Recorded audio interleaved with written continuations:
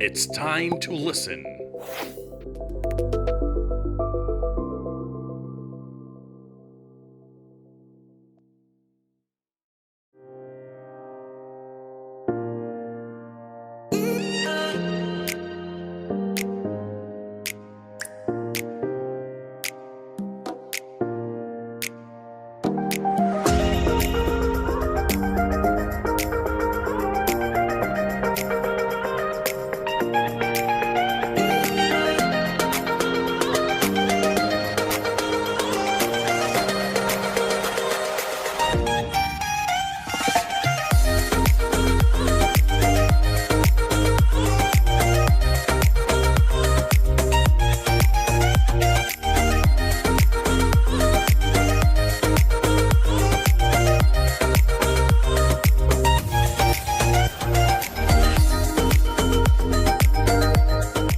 Kamusta?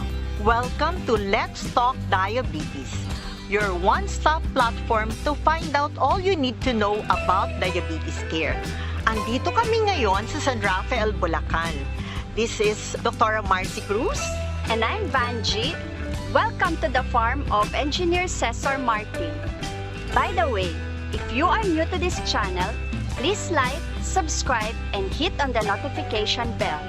You may also share this video with your families and friends who would like to learn more about diabetes. So, Dr. Marcy, anong gagawin natin ngayon?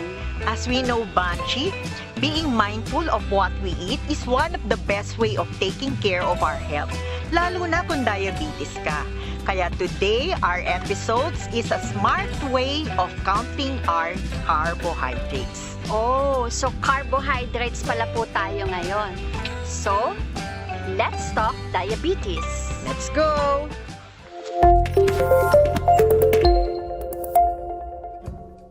For today's episode on carbohydrates, we're joined by Miss Christine I. Villave, registered nutritionist dietitian. Hi, good afternoon, Miss Banji, Dr. Marcy. I'm so glad na makita ko kayo ngayon dito sa park at in-invite niyo ako to talk about carbohydrates. So, we Filipinos cannot live without this food. Rice, kanin. So, ano bang masasabi mo doon? Ay nako, totoo yan, Dr. Marcy. For us Filipinos, ang main source ng carbohydrate talaga ay kanin. Tama ba, Miss Ivy? Yes, totoo po yan. Ang rice talaga ang staple food for us Filipinos. And almost every meal natin, it contains rice. And ang tagline nga ng mga Pilipino, hindi tayo nabubusog pang walang kanin. Kaya, rice is life for us Filipinos. But, ano nga ba ang carbohydrates? At bakit ito importante? Ang carbohydrates po ay isa sa mga nutrient na nagbibigay ng enerhiya. Kasama po din dito ang protina at ang tinatawag nating fats. And carbohydrates po kasi ay nagiging glucose sa ating katawan. And for people with diabetes, ito yung dapat mga binabantayan natin na may impact na tumaas ang kanilang blood sugar. So, we need carbohydrates in our body. Pero, kanin lang po ba talagang source ng carbohydrates? We have different source of carbohydrates, Ma'am Banji, diba, Doktora? So, we have from hindi lang rice, we have what we call the whole grains. May mga option tayo like the pasta, we also have the root crops, we also have the vegetables, we also have the fruits, we have also the legumes, and also milk. It contains carbohydrates. So, marami palang klaseng carbohydrates. Are some carbohydrates better than the others sa mga pasyente nating may diabetes? For people with diabetes, Doktora, we do encourage to choose the healthy option ng carbohydrates. For example, di ba, we love rice. But hindi naman natin discourage kumain ng rice. But we are going to recommend them, choose na lang yung may high ang fiber content. Such we have the option of brown rice, we have the option of red rice and the black rice. And beside, hanggat maaari, we encourage them to eat or prepare the foods in the processed form. Para at least nandun intact pa rin yung fiber na hindi agad magpapataas ng blood sugar. So, how much carbohydrates are we supposed to consume? Lalo na po yung mga may diabetes. di ba sabi nga hindi dapat kopyahin ni Juan ang para kay Pedro o kay Pedro para kay Juan. So actually, it is individualized. But to answer your question, according to Institute of Medicine, the requirement is around 130 grams of carbohydrates to sustain our, to function as, to do our work, yung ganun po. And with regards to the serving portion, yun, may mga individual management kami if the patient comes to us. What's a good way to remember kung gaano karaming carb ang dapat nating kainin? For easy po, access to our understanding para sa ating patient with diabetes, I can show them the Pinggang Pinoy. This is the healthy portion for Filipinos. Ang guide po nito, kung makikita natin yung 9 inches na plate, makikita natin yung partition ng plate. Almost half of the plate, yung kalahati po nun na nandito is more on the dapat more on the vegetable. Then there also a portion of fruit, pero hindi po dapat isang buo, but a serving portion, okay?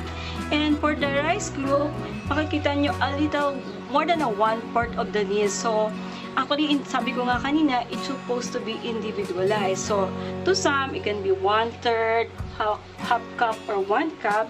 And to complete yung ating plate, may protein din po siya.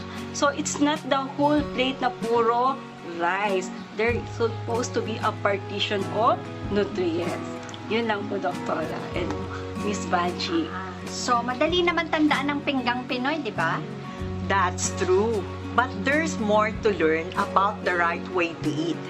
Thank you very much, Ivy. Before we end our episode, anything you want our viewers to really remember about carbohydrate management, especially for our diabetic patient? For our person with diabetes, the best way to remember is you have to enjoy also the pleasure of eating.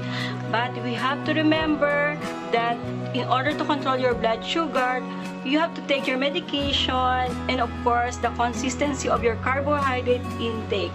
And of course, you have to visit first your attending physician, and after that, come to us for a better nutritional management. Yan. Thank you, Miss Ivy. Thank you, Miss Banji. Thank you rin, Dr. Thank you.